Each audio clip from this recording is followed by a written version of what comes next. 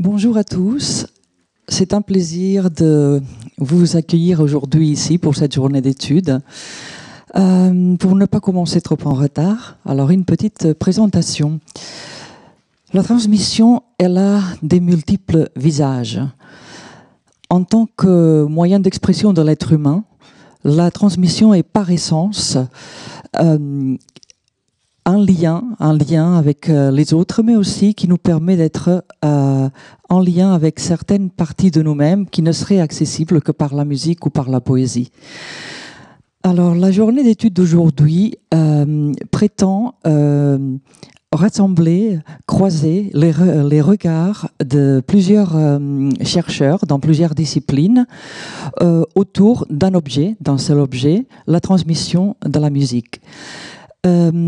Les présentations que vous allez voir tout au fil de la journée sont complémentaires et d'un angle tout à fait singulier et original, cette journée propose un dialogue entre différentes disciplines sous l'éclairage des sciences cognitives. Si vous voulez, les sciences cognitives vont être le fil conducteur sans que forcément chaque présentation soit axée sur les sciences cognitives. Ce qu'on a voulu vraiment mettre en valeur, c'est les apports que les sciences cognitives peuvent apporter au domaine de la transmission de la musique.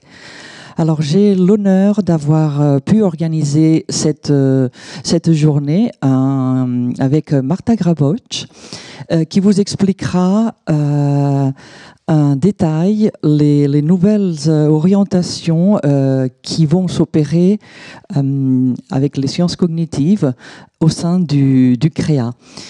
Je lui passe la parole et d'abord je voudrais aussi remercier l'Université de Strasbourg, surtout le CREA et son directeur Alexandre Arbeau et tous les membres de l'équipe de l'ITI qui nous ont accueillis les bras ouverts.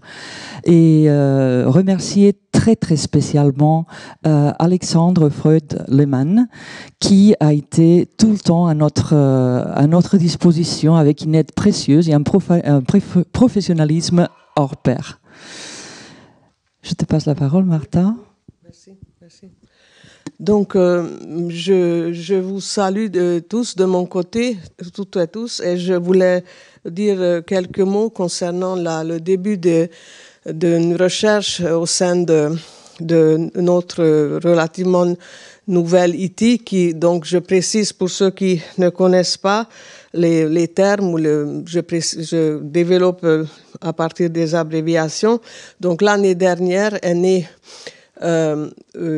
ici à Strasbourg, l'ITI CREA. Donc, si j'explique, c'est Institut thématique interdisciplinaire. Et CREA, c'est Centre de recherche expérimentale sur l'acte artistique. Mais donc ça, c'est une équipe assez grande sous la direction d'Alessandro Arbeau et tout un comité de chercheurs, de comité de direction. Je n'entre pas dans les détails. Et à l'intérieur de cette ITI CREA, il y a 4 grands axes de recherche, dont le troisième axe qui est concerné par cette journée. Le troisième axe s'appelle musique, mémoire invariante et transmission dans les neurosciences, musique et neurosciences. Donc ça, c'est un projet qu'on a développé effectivement, où on a créé plutôt en collaboration avec l'équipe de Hervé Platel, ici présent, qui va intervenir tout de suite, qui est le directeur de Nîmes. Je suis désolée, encore je précise. Nîmes qui fait partie de l'unité de recherche INSERM de Caen, l'université de Caen. Et ça signifie neuropsychologie et imagerie de la mémoire humaine. Et peut-être 2 mots. Donc, Hervé Platel dirige cette équipe actuellement et depuis 25 ans, il réalise des travaux sur la neuropsychologie de la mémoire, de l'impact de l'expertise musicale sur le cerveau et la cognition et des retombées des pratiques musicales dans les pathologies neurologiques.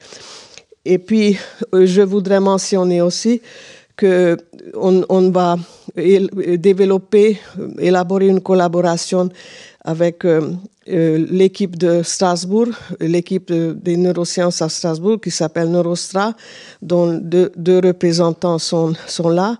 Et donc, c'est un début de recherche et le premier acte ou la première réalisation, c'est ce colloque ou cette journée qui était en très grande partie organisée et menée par Esther, donc Esther Pinada, donc je suis très reconnaissante. Et peut-être on va commencer tout de suite. Ça serait Hervé qui va donner la première présentation.